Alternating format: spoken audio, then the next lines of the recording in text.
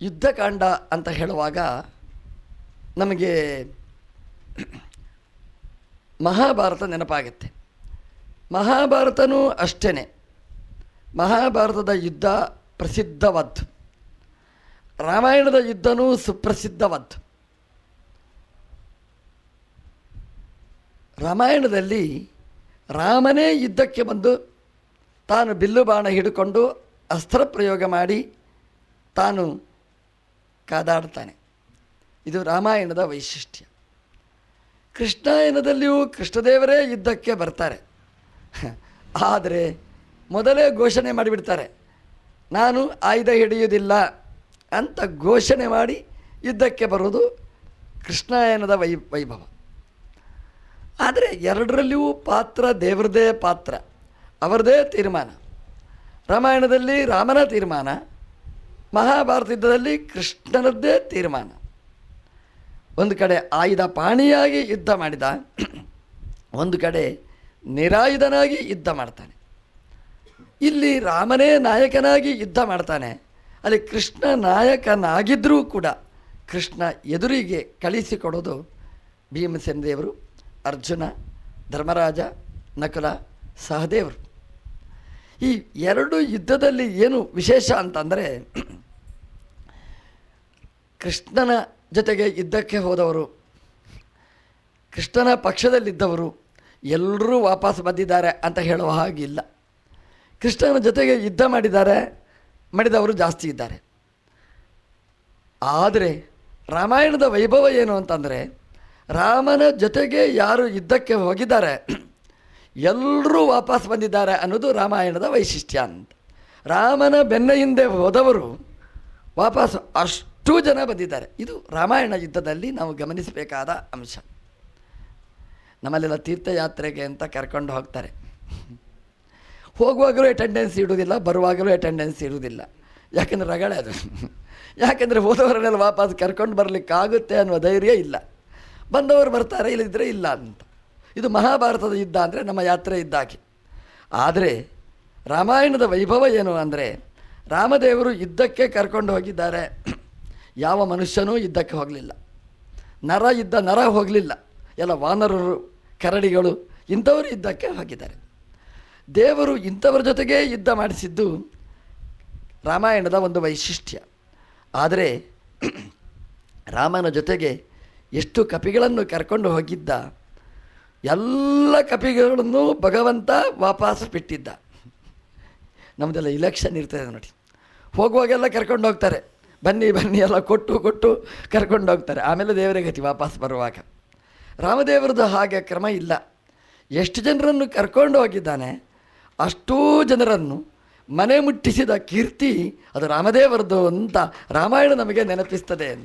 ಮನೆಯವರಿಗೆ ತೋರಿಸಿ, ನೋಡಿ ಮನೆಯವರು ವಾಪಸ್ ಬಂದಿದ್ದಾರೆ ಅಂತ ಖುಷಿಯವರಿಗೆ, ನಮ್ಮ ಮನೆಯವರು ಯುದ್ಧಕ್ಕೆ ಹೋಗಿ ಬಂದಿದ್ದಾರೆ. ಈಗ ನಾವೊಂದು ಕಪಿಗಳನ್ನು 100 ಕಪಿಗಳು ಕರ್ಕೊಂಡು ಹೋದರೆ ನಿಮಗೆ ಪರಿಚಯ ಆದಿತ್ತ, ನನ್ನೊಟ್ಟಿಗೆ ಬಂದ ಕಪಿಗಳು ಎಷ್ಟು ಜನ ಅಂತ. ಬರೀ ಒಂದು ಪಿಕ್ನಿಕ್ಗೆ ಒಂದು 100 ಕಪಿಗಳನ್ನು ಕರ್ಕೊಂಡು ಹೋಗೋದು. ವಾಪಸ್ ಬಂದ ಮೇಲೆ ನೀವು ಹೇಳಬೇಕು, ಈ ಕಪಿ ನನ್ನೊಟ್ಟಿಗೆ ಬಂದಿದೆ.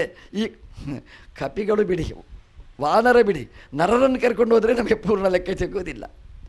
ರಾಮದೇವರು ಅಷ್ಟು ಕಪಿಗಳನ್ನು ಕರ್ಕೊಂಡು ಹೋಗಿದ್ದಾರೆ. ಅಷ್ಟೂ ಜನರನ್ನು ಕೂಡ ಮನೆಗೆ ಮುಟ್ಟಿಸಿ ಮತ್ತೆ ತನ್ನ ಪಟ್ಟಾಭಿಷೇಕಕ್ಕೆ ಕರ್ಕೊಂಡು ಹೋಗಿದ್ದಾರೆ. ಇದು ರಾಮನ ಬೆನ್ನ ಹಿಂದೆ ನಾವು ಹೋಗಬಹುದು ಅನ್ನೋದಕ್ಕೆ ಇದೊಂದು ಜಾಗೃತಿ. ರಾಮದೇವರು ಎಲ್ಲ ಕಪಿಗಳನ್ನು, ಸೇನೆಯನ್ನು ತಯಾರುಪಡಿಸಿ ರಾಮಚಂದ್ರ ಯುದ್ಧಕ್ಕೆ ಬರಬೇಕು. ಹನುಮಂತ ದೇವರ ಮಾರ್ಗದರ್ಶನ ಅಂತಂದರೆ ಕೆಟ್ಟ ಅರ್ಥ ಏನಿಲ್ಲ, ಮಾರ್ಗ ತೋರಿಸಿದ್ರು, ಬರಬೇಕು ಅಂತ ರಾಮದೇವರು ಬರ್ತಾರೆ. ದಕ್ಷಿಣದ ತುದಿಗೆ ರಾಮೇಶ್ವರ ಅಂತ ಇವತ್ತೇನು ಹೇಳ್ತೇವೆ, ಅಲ್ಲಿವರೆಗೆ ರಾಮದೇವರು ಬಂದಿದ್ದಾರೆ. ಈ ದೊಡ್ಡವರು ಬಂದರೆ ಚಿಕ್ಕವರು ಕರ್ಕೊಂಡು ಹೋಗಬೇಕು. ನಾವು ಊರಿಗೆ ಹೋಗಬೇಕಾದ್ರೆ ಮಧ್ಯದಲ್ಲಿ ಸಮುದ್ರವನ್ನು ದಾಟಿ ಹೋಗಬೇಕು. ಸಮುದ್ರ ರಾಜ ದಾರಿ ಬಿಡಿಕೊಡ್ಬೇಕಾಗಿತ್ತು. ಸಮುದ್ರ ರಾಜ ದಾರಿ ಕೊಡಲಿಲ್ಲ. ರಾಮದೇವರು ಕಾದರು. ಅದನ್ನು ಬೆಳಿಗ್ಗೆ ನಾವು ಚಿಂತನೆ ಮಾಡಿದ್ದೇವೆ, ಅದನ್ನು ಬಿಡಿಸಲಿಕ್ಕೆ ಹೋಗೋದಿಲ್ಲ. ಸಮುದ್ರ ರಾಜ ಬಂದು ದಾರಿ ಕೊಡಬೇಕಾಗಿತ್ತು, ದಾರಿ ಕೊಡಲಿಲ್ಲ. ಕೊನೆಗೆ ರಾಮದೇವರ ಅಡ್ಮಿನಿಸ್ಟ್ರೇಷನ್ ಹೇಗಿರ್ತದೆ ಇದನ್ನು ನಾವು ಚಿಂತನೆ ಮಾಡಬೇಕಾದ್ದು. ಕೆಲವು ಸಲ ನಾವು ಹೇಳ್ತೇವೆ, ಅಯ್ಯೋ ಪಾಪ ಮಾರ್ರೆ ಎಂಥದೂ ಆಗೋಲ್ಲ ಅವನಿಂದ ಅಂತ. ರಾಮನಿಂದ ಏನೂ ಆಗಲಿಲ್ಲ. ಒಂದು ವೇಳೆ ರಾಮ ಅಲ್ಲ ಕೃಷ್ಣ ಆಗಿದ್ದರೆ ಅಯೋಧ್ಯೆಯಿಂದ ಬರ್ತಿರಲಿಲ್ಲ ಅಂತ. ರಾಮ ಅದರಿಂದ ಬಂದ ಅಂತ. ರಾಮ ಅಂದರೆ ಬೋಳ ಅಂತ. ಹಾಗಲ್ಲ ಅಂತ ರಾಮಾಯಣ ಹೇಳ್ತದೆ. ಎಂಥ ಅಡ್ಮಿನಿಸ್ಟ್ರೇಷನ್ ಆಡಳಿತ ಅಂತಂದರೆ ರಾಮನೇ ಹೋಗಿ ಕಸಗುಡಿಸೋದು ಅಂಥದ್ದೆಲ್ಲ ಮಾಡೋದಿಲ್ಲ. ಆದರೆ ದಕ್ಷವಾದ ಆಡಳಿತ. ಯಾರನ್ನು ಬಗ್ಗಿಸಬೇಕು, ಹೇಗೆ ಬಗ್ಗಿಸಬೇಕು ರಾಮದೇವರಿಗೆ ಚೆನ್ನಾಗಿ ಗೊತ್ತು. ಸುಗ್ರೀವನನ್ನು ಬಗ್ಗಿಸಿದ್ದ. ಅವನು ಚಾತುರ್ಮಾಸ್ಯ ಮುಗಿಯಿತು, ಸುಗ್ರೀವ ಬರಲಿಲ್ಲ. ಆಗ ರಾಮ ಲಕ್ಷ್ಮಣನನ್ನು ಕಳುಹಿಸಿ ಧನುಷ್ಠೇಂಕಾರವನ್ನು ಮಾಡಿಸಿ ಮಲಗಿದ ಭೋಗದಲ್ಲಿ ಬಿದ್ದ ಸುಗ್ರೀವನನ್ನು ಎಬ್ಬಿಸಿ ಕರ್ಕೊಂಡು ಬಂದಿದ್ದ. ಅಂದರೆ ಎಲ್ಲದಕ್ಕೂ ತಾನೇ ಹೋಗೋದಿಲ್ಲ, ಎಲ್ಲೆಲ್ಲಿ ಯಾರನ್ನು ಕಳಿಸಿಕೊಡಬೇಕು. ಇದು ರಾಮದೇವರ ದಕ್ಷ ಆಡಳಿತ. ಇಲ್ಲಿಯೂ ಹಾಗೆ ರಾಮ ಎಂತಹ ದಕ್ಷ ಆಡಳಿತಗಾರ ಅಂತಂದರೆ, ಸಮುದ್ರ ರಾಜ ದಾರಿ ಬಿಡಲಿಲ್ಲ. ರಾಮ ಹೋಗಿ ಸಮುದ್ರ ದಾರಿ ಬಿಡಲಿಲ್ಲ, ನೀನು ಮಾಡಬಾರ್ದಿತ್ತು ಹೀಗೆ ಹೇಳೋದಿಲ್ಲ. ದೂರದಲ್ಲಿ ಹೋಗಿ ಮಲಗಿದ ಹಾಗೆ ಮಾಡಿದ. 3 ದಿವಸ ನೋಡಿದ, ಬರಲಿಲ್ಲ. ತನ್ನ ಕಡೆಗಣ್ಣಿನಿಂದ ಕೆಂಗಣ್ಣಿನಿಂದ ಒಂದು ಸಲ ನೋಡಿದ. ಎಂಥ ಆಡಳಿತ ಅಂತಂದರೆ ಇಡೀ ಸಮುದ್ರ ರಾಜ ಖಾಲಿ.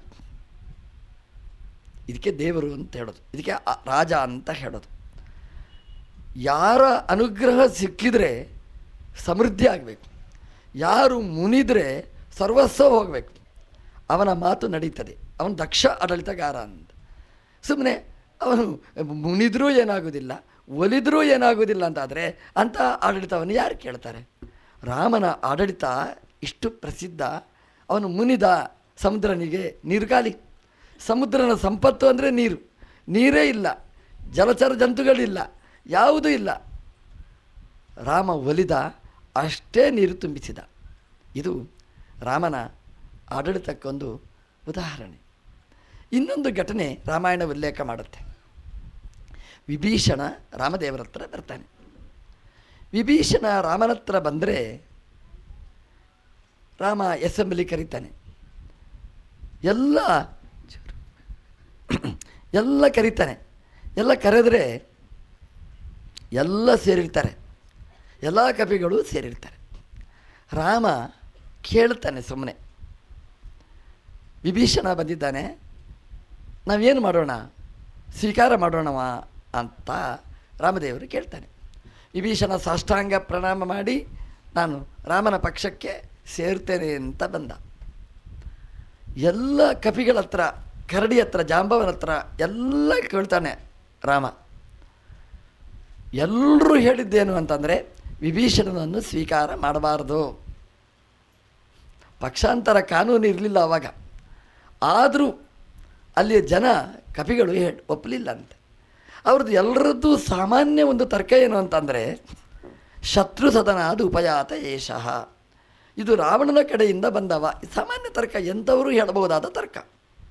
ಅಂದರೆ ರಾವಣನ ಕಡೆಯಿಂದ ಬಂದವ ಯಾಕೆ ಬಂದಿರ್ತಾನೆ? ರಾವಣ ಶತ್ರು ಕಡೆಯಿಂದ ಇಲ್ಲಿಂದ ಮಾಹಿತಿಯನ್ನು ಕೊಂಡೋಗಿ ರಾವಣನಿಗೆ ಮುಟ್ಟಿಸಲಿಕ್ಕೆ.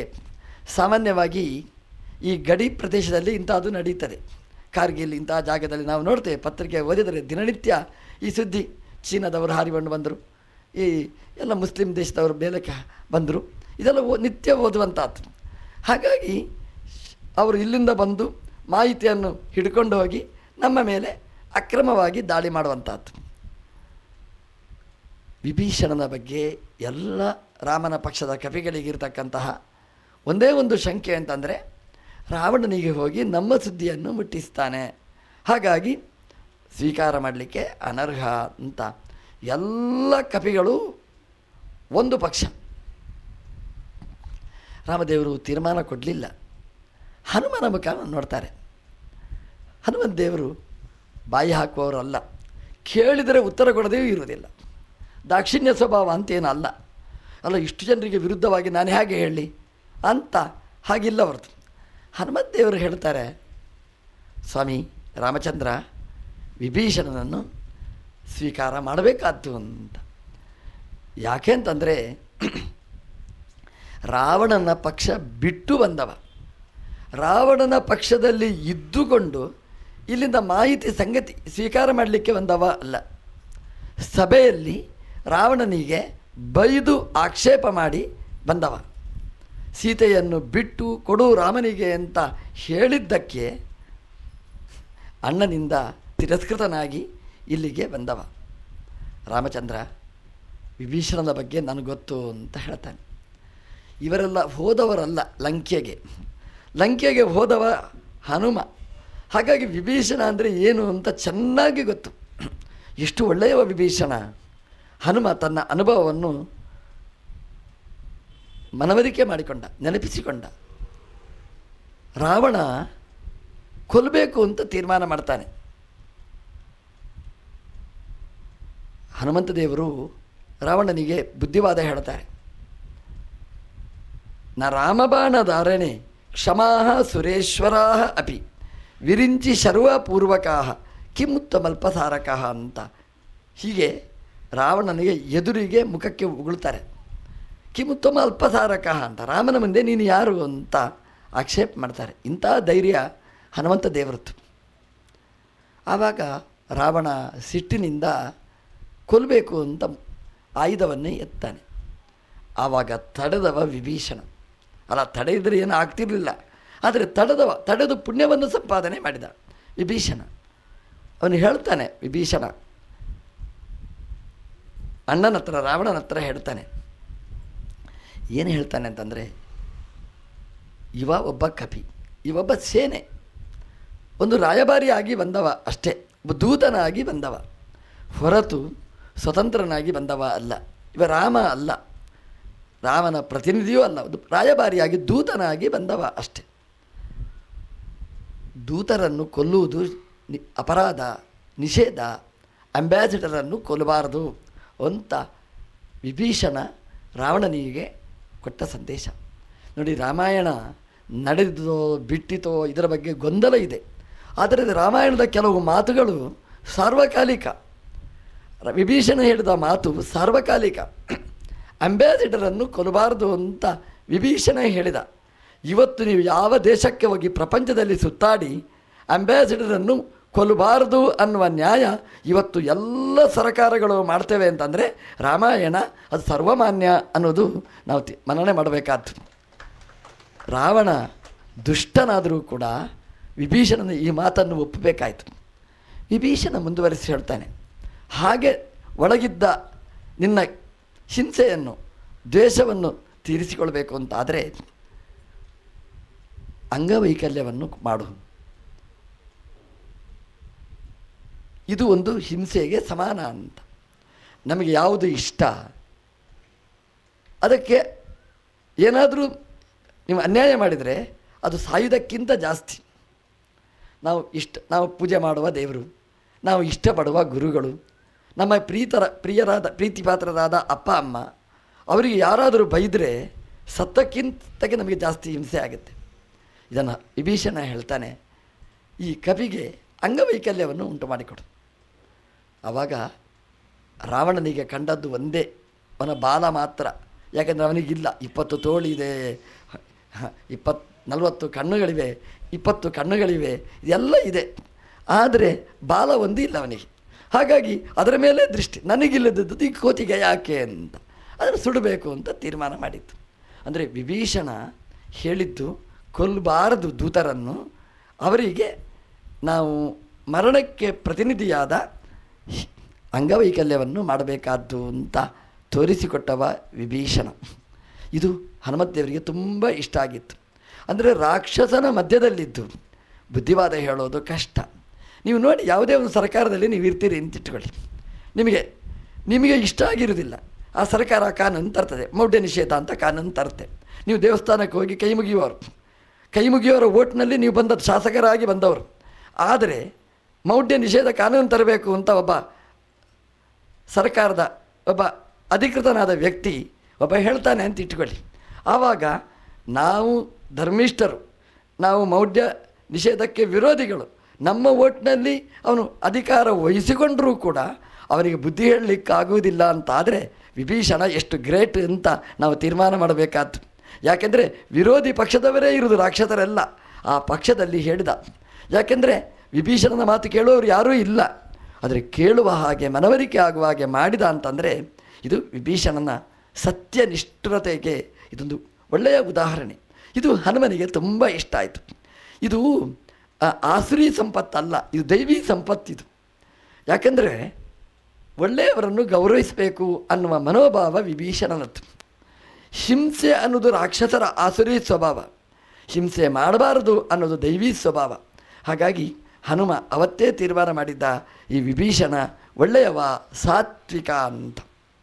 ಹಾಗಾಗಿ ಹನುಮಂತ ದೇವರು ರಾಮದೇವರ ಮುಂದೆ ನಿವೇದಿಸಿಕೊಳ್ತಾರೆ, ವಿಭೀಷಣ ಇವ ಒಳ್ಳೆಯವ, ಇವನನ್ನು ನಾವು ಪಕ್ಷಕ್ಕೆ ಸ್ವೀಕಾರ ಮಾಡಬೇಕಾದ್ದು ಅಂತ ಹನುಮಂತ ದೇವರು ರಾಮದೇವರ ಮುಂದೆ ನಿವೇದಿಸಿಕೊಳ್ತಾರೆ.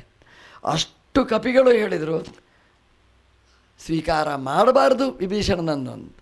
ಒಬ್ಬ ಹನುಮ ಹೇಳಿದ ವಿಭೀಷಣನನ್ನು ಸ್ವೀಕಾರ ಮಾಡಬೇಕು ಅಂತ. ಹನುಮಂತ ದೇವರು ಯಾವ ಪಕ್ಷಕ್ಕೆ ವಾಲಿದರು? ಅಷ್ಟು ಕಪಿಗಳು ಹೇಳಿದರು, ರಾಮದೇವರು ಸ್ವೀಕಾರ ಮಾಡಲಿಲ್ಲ. ಒಬ್ಬ ಕಪೀಂದ್ರ ಹನುಮ ಹೇಳಿದ್ದಕ್ಕೆ ರಾಮದೇವರು ಸಹಿ ಹಾಕಿದರು ಅಂತಂದರೆ ನಾವು ನಮ್ಮ ಸ್ವೀಕಾರ ಮಾಡಬೇಕು ಅಂತ ಹೇಳೋರು ಯಾರು ಆಗಬೇಕು? ಹನುಮ ಆಗಬೇಕು.